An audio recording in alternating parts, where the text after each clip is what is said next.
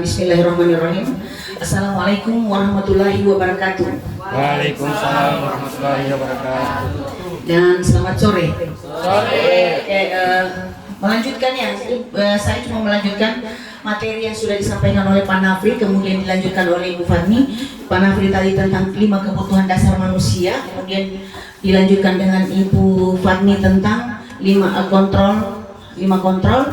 Nah, sekarang saya masuk ke restitusi. Restitusi itu adalah proses bagaimana cara kita menciptakan kondisi bagi siswa untuk memperbaiki kesalahannya. Artinya, ketika kita menghadapi siswa yang melakukan kesalahan, bukan malah kita tindaki, bukan malah kita marah-marah, bukan malah kita kau ini bukan, tapi kita berusaha untuk menyelesaikan masalahnya, bagaimana kita mencarikan solusi dengan baik untuk menyelesaikan masalah yang dihadapi oleh siswa tersebut. Nah, di sini ada pengertian dari restitusi adalah proses menciptakan kondisi bagi murid untuk memperbaiki kesalahan mereka. Seperti yang saya bilang tadi, ketika kita menghadapi siswa, bukan kita mau bentak-bentak. Nah, itu yang kita lakukan, dan saya berusaha untuk melakukan itu sekarang. Ya. Kemudian sehingga mereka bisa kembali ke kelompok mereka, artinya mereka bisa kembali lagi maksudnya bergabung lagi di kelompoknya tanpa harus ada rasa bersalah yang ada pada dirinya. Kemudian restitusi juga merupakan proses kolaboratif yang mengajarkan si murid untuk mencari solusi untuk masalahnya dan membantu murid untuk berpikir tentang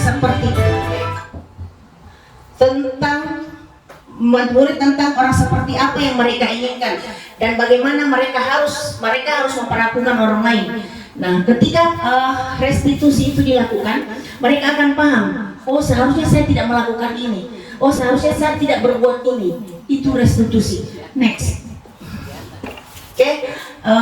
Ini tadi restitusi membantu murid untuk lebih memiliki tujuan, kemudian mempunyai disiplin positif, dan kemudian memulihkan dirinya setelah berbuat salah. Penekanannya adalah bukan pada bagaimana murid berperilaku untuk menyenangkan orang lain atau menghindari ketidaknyamanan. Artinya bukan dia berpura-pura untuk berbuat sesuatu, tapi hanya untuk menyenangkan orang lain.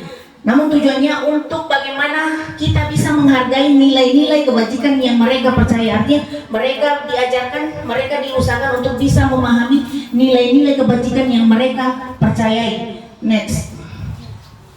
Kemudian, ketika melalui restitusi, ketika murid berbuat salah, guru akan menanggapi dengan cara yang memungkinkan murid untuk membuat evaluasi. Artinya guru tidak mencari siapa yang salah. Guru tidak berusaha untuk mencari siapa yang salah dalam masalah ini, tetapi guru mencoba untuk mengusahakan supaya murid bisa, atau si pembuat kesalahan ini bisa mencari solusinya bagaimana harusnya dia berbuat kepada orang yang sudah umpamanya dalam hal ini dibully. Bagaimana harusnya dia berbuat itu. Kemudian restitusi bukan hanya menguntungkan korban, tetapi juga menguntungkan orang yang telah berbuat salah. Ini sesuai dengan prinsip teori kontrol William Glasser tentang solusi menang-menang tadi yang sudah dipaparkan oleh Ibu Fatni tadi di perilaku yang seharusnya itu. Next. Kemudian ciri-ciri restitusi yang membedakan dengan program-program disiplin lainnya. Restitusi bukan untuk menebus kesalahan. Kemudian restitusi itu dapat memperbaiki hubungan. Kemudian restitusi adalah tawaran, bukan paksaan. Artinya kita sebagai guru menawarkan solusi terbaik untuk permasalahan yang dihadapi oleh murid kita. Kemudian restitusi itu menuntun murid untuk melihat ke dalam dirinya. Artinya bagaimana si murid bisa menyadari apa yang dia perbuat. Kemudian restitusi mencari kebutuhan dasar yang mendasari tindakan tadi. Nah, restitusi yang mencari kebutuhan dasar yang mendasari tindakan tadi itu sudah ada sama Pak yang dijelaskan dari Pak Nafri tadi. Pak Nafri, mengapa murid itu melakukan kesalahan? Dia butuh apa? Kebutuhan dasar apa yang tidak terpenuhi pada dia? Umpamanya dia butuh perhatian, misalnya seperti yang saya bilang tadi, siswa dalam kelas kita sementara mengajar, kemudian ada 2 siswa yang tidur atau cuma suka ketawa-ketawa. Nah di situ, kenapa mereka melakukan itu? Kadang kita harus melihat, kita harus mencari tahu kebutuhan dasar apa yang diinginkannya. Biasanya saya mencari solusi. Ada yang pernah terjadi di 12 IPA 1 kayak Sofwan, kemudian Rizwan menghadapi itu. Musamil yang biasanya ketawa-ketawa, Messi itu 4 orang satu geng itu. Kalau ada dalam kelas pasti akan ada bukan kacau sih, cuma maksudnya mereka beda sendiri. Kenapa? Karena mereka sudah tidak paham tapi mereka masih ketawa-ketawa. Nah solusinya itu yang kita cari, kebutuhan dasar apa yang mereka butuhkan sehingga melakukan tindakan itu pada saat pembelajaran bahasa Inggris umpamanya mereka berbuat itu. Nah dari yang saya sudah praktikan, ternyata mereka itu butuh pendampingan atau butuh perhatian lebih daripada teman-temannya yang lain. Artinya pada saat pembagian kelompok umpamanya saya melakukan pembelajaran, kemudian pembagian kelompok, biasanya saya adakan tutor sebaya. Nah, di kelompoknya si umpamanya Eka, biasanya satu geng itu saya kelompokkan di situ. Nah, itu butuh pendampingan yang lebih, artinya kita harus mendampingi butuh lebih banyak bantuan di situ. Itu maksudnya. Kemudian restitusi diri adalah cara yang paling baik. Kemudian restitusi fokus pada karakter bukan tindakan yang maksudnya yang diperbuat. Kemudian restitusi itu menguatkan. Kemudian restitusi itu fokus pada bagaimana mencari solusi dari permasalahan yang dihadapi oleh siswa. Kemudian restitusi mengembalikan murid yang berbuat salah pada kelompoknya. Artinya pada saat setelah kita selesai mengadakan restitusi, segitiga restitusi terhadap siswa yang berbuat kesalahan, mereka bisa kembali dengan aman di kelompoknya tanpa ada rasa canggung, tanpa ada rasa sanggung. Oke, next. Kemudian segitiga restitusi. Nah, ini yang kita pakai ketika kita menghadapi persoalan siswa. Ya, tindakan-tindakan ini yang bisa kita pakai ketika kita menghadapi permasalahan siswa. Ada yang namanya segitiga restitusi atau restitution triangle. Proses dari segitiga restitusi ini didasarkan pada prinsip-prinsip utama teori kontrol tadi. Teori kontrol. Lanjut. Nah, di sini ada tahapan segitiga restitusi. Ada menstabilkan identitas, kemudian yang tindakan kedua adalah validasi tindakan, hilang I-nya, kemudian menanyakan keyakinan. Nah, teori kontrolnya, kita semua akan melakukan hal yang terbaik yang bisa kita lakukan, dan semua perilaku mempunyai alasan atau tujuan seperti yang sudah dipaparkan oleh Ibu Fatih tadi. Kemudian kita semua mempunyai motivasi internal, artinya motivasi dari dalam diri kita sendiri. Itu next. Nah, sekarang tahap-tahap ketika kita ingin menyelesaikan masalah seseorang dengan segitiga, masalah murid dengan segitiga restitusi. Nah, segitiga restitusi menstabilkan, tahap pertama itu adalah menstabilkan identitas. Itu tujuannya untuk mengubah identitas anak dari orang yang gagal karena melakukan kesalahan menjadi orang yang sukses. Anak yang melanggar peraturan contohnya karena sedang mencari perhatian. Karena cara mencari perhatian adalah anak yang sedang mengalami kegagalan. Nah, dia mencoba untuk memenuhi kebutuhan dasarnya. Kebutuhan dasarnya adalah apa? Di situ. Kebutuhan dasarnya adalah perhatian atau kasih sayang, butuh kasih sayang. Nah, kemudian namun ada benturan. Nah, kalau kita pada saat mereka dapat benturan, kemudian kita kritik dia akan makin gagal, dia akan makin merasa gagal. Nah, pada sebaliknya, kalau umpamanya kita ingin dia menjadi reflektif atau mengingat kembali kesalahannya, maka kita harus bisa meyakinkan si anak. Nah, jika si anak menjadi reflektif, maka kita harus meyakinkan si anak dengan kata-kata sebagai berikut. Ini kata-kata yang kita bisa pakai pada saat kita tahap menstabilkan identitas, yaitu tidak ada manusia yang sempurna. Kemudian kita bisa menyelesaikan ini. Kemudian berbuat salah itu tidak apa-apa. Kemudian saya juga pernah melakukan kesalahan seperti itu, dan Bapak Ibu tidak mencari siapa yang salah di sini, tapi bagaimana Bapak Ibu ingin mencari solusi dari permasalahan yang kalian hadapi. Kemudian apakah kamu sedang menjadi teman yang baik buat dirimu sendiri? Nah, kata-kata ini yang kita pakai, kalimat-kalimat ini yang kita pakai pada saat kita melakukan segitiga restitusi atau pada saat kita melakukan penyelesaian masalah yang dihadapi oleh siswa di tahap pertama atau tahap 1. Next. Kemudian kita pindah ke tahap yang kedua, yaitu validasi tindakan yang salah. Nah, setiap kita melakukan tindakan pasti dilakukan dengan satu tujuan, yaitu ingin memenuhi kebutuhan dasar seperti yang dipaparkan oleh Pak Nafri tadi. Kebutuhan dasar apa? Kesenangan, kemudian rasa kasih sayang, kemudian rasa aman, aktualisasi diri, kemudian bertahan hidup. Itu yang mendasari. Nah, dari 5 itu yang kita harus cari tahu. Sebenarnya permasalahan yang muncul, permasalahan yang dihadapi oleh siswa ini muncul karena yang mana? Karena 5 kebutuhan dasar yang mana tadi. Nah, kemudian menurut teori kontrol, semua tindakan manusia baik atau buruk pasti memiliki maksud dan tujuan tertentu. Seorang guru yang memahami teori kontrol pasti akan mengubah pandangannya dari teori stimulus respon ke cara berpikir proaktif yang mengenali tujuan dari setiap tindakan tadi, seperti yang diungkapkan Ibu Fatmi di slide yang terakhir tadi. Kemudian kalimat-kalimat yang kita bisa pakai ketika kita memvalidasi tindakan yang salah, yaitu padahal kamu bisa melakukan yang lebih buruk dari ini. Kemudian kamu pasti punya alasan mengapa melakukan ini. Kamu patut bangga pada dirimu sendiri karena telah melindungi sesuatu yang penting buatmu. Kemudian kamu boleh mempertahankan sikap itu, tapi kamu harus menambahkan sikap yang baru. Itu yang Anda bisa pakai, Bapak Ibu bisa pakai ketika menyelesaikan masalah di tahap 2, yaitu validasi tindakan. Next. Kemudian yang terakhir adalah tahap ketiga, itu menanyakan keyakinan.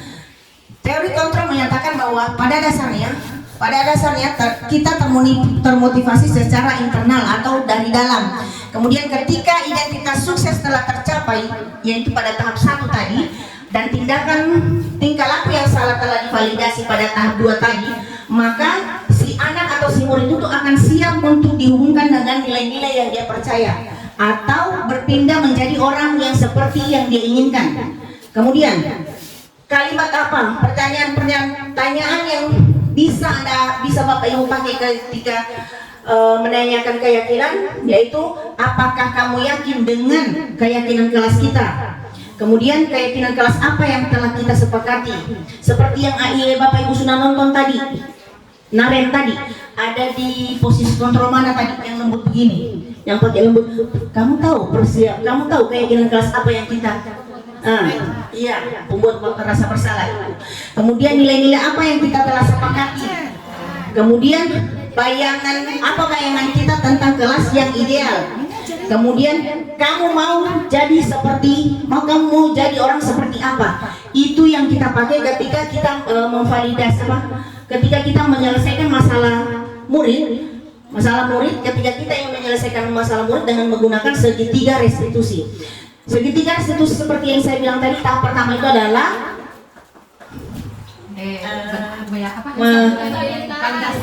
menstabilkan identitas. Kemudian yang kedua adalah validasi tindakan. Kemudian yang tahap ketiga adalah menanyakan keyakinan. Nah, next.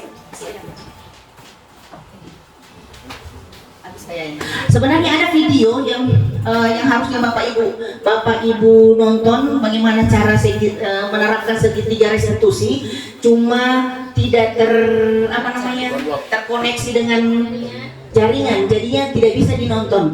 Jadi cukup sampai di sini apa yang bisa saya paparkan. Terima kasih. Assalamualaikum warahmatullahi wabarakatuh.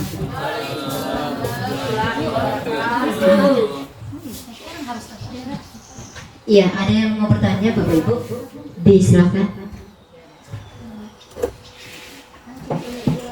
Tidur dulu.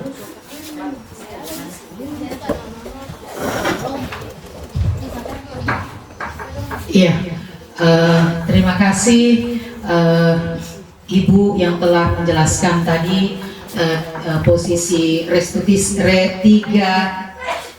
segitiga restitusi. Jadi saya semua menyimak dari ketiga tampilan. Yang pertama yaitu kebutuhan dasar manusia ada 5, kemudian ditambah dengan 5 kontrol guru dan segitiga restitusi ini.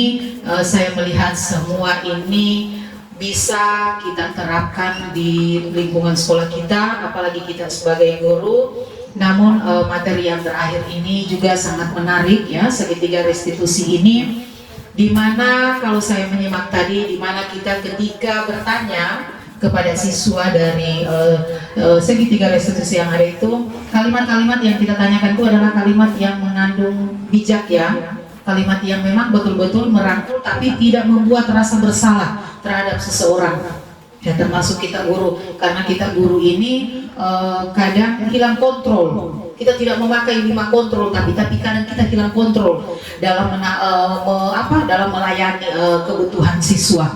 Padahal kita adalah sebagai guru. Namun dengan adanya materi-materi yang diajarkan ini, saya secara pribadi semakin paham bagaimana sebenarnya posisi kita sebagai guru. Ya, ini merupakan sebuah pembelajaran yang besar ya untuk saya secara pribadi dan umumnya kepada kita semua, bahwa di materi-materi yang sudah dipaparkan ketiga teman kita ini adalah materi-materi yang penting yang ditujukan kepada kita secara pribadi. Bagaimana guru itu yang seharusnya tindakan-tindakan apa yang seharusnya dia lakukan ya. Artinya di sini tidak merugikan siswa, tetapi bagaimana cara kita agar kebutuhan peserta didik itu dapat terpenuhi. Bukan hanya kebutuhan belajarnya, tapi secara psikis, secara jiwa.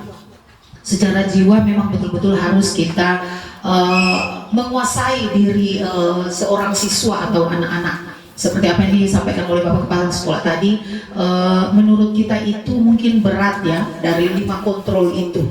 Tetapi kalau seandainya mungkin kita memang betul-betul melaksanakan dengan niat kita bahwa kita berprinsip kita adalah seorang guru, maka mungkin satu orang guru dari 40 guru kita, satu guru satu siswa kita tangani secara manajer tadi, maka mungkin ya mudah-mudahan 40 anak itu bisa terselamatkan. Jadi kalau satu siswa, satu guru, satu siswa, 40 guru, 40 siswa ya, mungkin dalam 1 bulan bisa terselamatkan 40 siswa. Jadi ya ini materi sangat menarik sekali ya. Saya mengapresiasi kepada ketiga guru penggerak yang tadi sudah memaparkan materi-materi yang ada, sangat menarik dan itu membantu kita sebagai guru bagaimana memposisikan kita, bagaimana memposisikan diri kita bahwa inilah kita, inilah tugas-tugas kita sebagai guru, supaya apa yang sudah disampaikan oleh calon penggerak tadi Ibu Rismawati SPD itu akan menjadi sebuah bahan yang harus kita pelajari untuk kita tindak lanjuti demi tercapainya kebutuhan belajar peserta didik. Saya itu barangkali saja sebagai sebagai hasil dari yang saya simak tadi apa yang disampaikan oleh Ibu Rismawati. Terima kasih.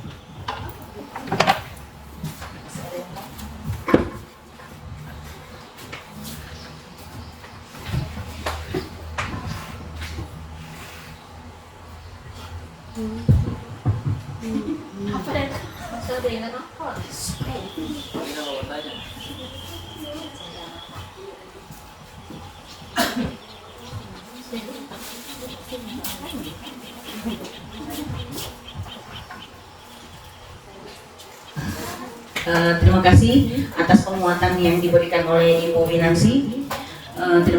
Terima kasih atas saran dan penguatan dari Bu Winansi, karena itu akan membantu kami sebagai CGP, khususnya saya, untuk bisa belajar menerapkan bagaimana cara menyelesaikan masalah yang dihadapi oleh siswa, bagaimana cara mencari solusi yang terbaik untuk menyelesaikan masalah siswa.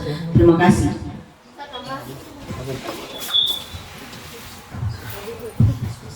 Ya, Assalamualaikum warahmatullahi wabarakatuh.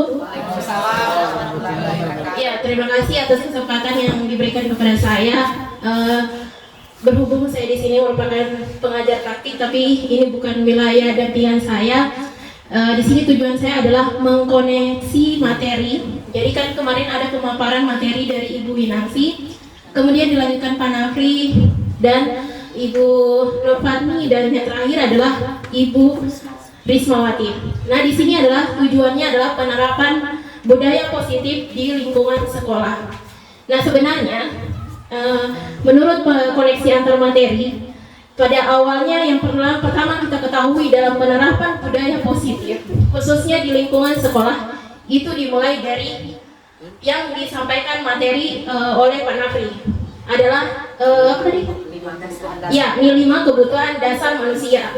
Kemudian dilanjutkan oleh penerapan 5 posisi kontrol diri. Nah, selanjutnya yang terakhir, yang berikutnya adalah segitiga restitusi. Tujuannya bagaimana langkah-langkah dari segitiga restitusi itu menggambarkan sifat kita sebagai manajer.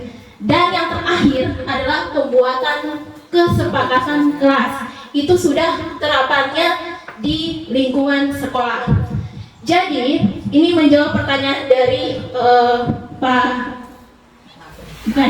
Wakasek, Pak Sarifudin, bagaimana cara kita menerapkan budaya positif di lingkungan sekolah? Itu sebenarnya intinya.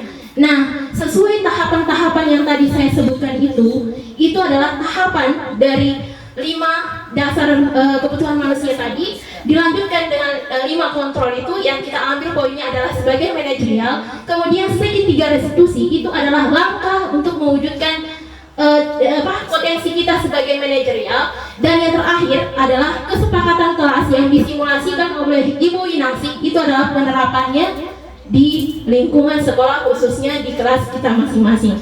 Makanya ada tadi pada bahasanya tentang keyakinan kelas. Jadi keyakinan kelas itu merupakan wujud dari penerapan budaya positif di lingkungan sekolah itu sendiri.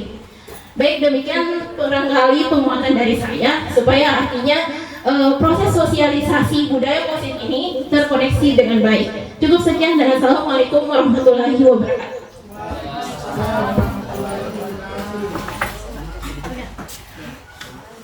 Ya, sedikit saya tambahkan ya sebagai penguatan dari Ibu Akidah tadi. Ya, memang ini memang sangat menarik ya, sangat menarik. Jadi dari adanya aksi nyata yang kita tampilkan ini, kita berempat, berarti kita guru-guru kalau memang kita mau menyimak dari awal ini kegiatan, kita pasti bagaimana ya, akan mudah untuk melaksanakan, akan mudah untuk mengimplementasikan kepada siswa, kepada murid, karena ini memang betul-betul profesi kita sebagai guru, bahwa ini dasar-dasar seperti yang disampaikan oleh Ibu Akidah tadi sebagai praktik mengajar di lingkungan kita sebagai CGP, bahwa diawali dari 5 kebutuhan dasar manusia. Dari 5 kebutuhan dasar manusia itu turun kepada 7 tahapan-tahapan sampai berakhir pada materi yang saya bawakan kemarin, budaya positif. Memang itu sangat terkonek. Jadi kalau memang kita betul-betul menseriusi kegiatan ini, memang sebenarnya sangat menarik. Hanya mungkin ya karena keterbatasan waktu kita memang tidak sepanjang waktu materi yang ada. Namun sama kita dari CGP 4 CGP yang ada ini, kami siap untuk ditanyakan bagaimana langkah-langkah selanjutnya untuk penyusunan ini dan bagaimana step-stepnya agar hal ini terlaksana dengan baik. Ya, itu saja barangkali sebagai tambahan dari saya. Terima kasih. Ya, demikian presentasi dari seluruh CGP untuk diseminasi penerapan budaya positif yang diakhiri dengan presentasi oleh Ibu Risnawati. Kita berikan aplaus dulu kepada seluruh CGP. Ya, dengan berakhirnya penampilan atau presentasi dari diseminasi tadi, maka berakhir pula seluruh rangkaian kegiatan kita pada sore hari ini. Saya akhiri, wabillahi taufiq wal hidayah. Wassalamualaikum warahmatullahi wabarakatuh. Dan selamat sore.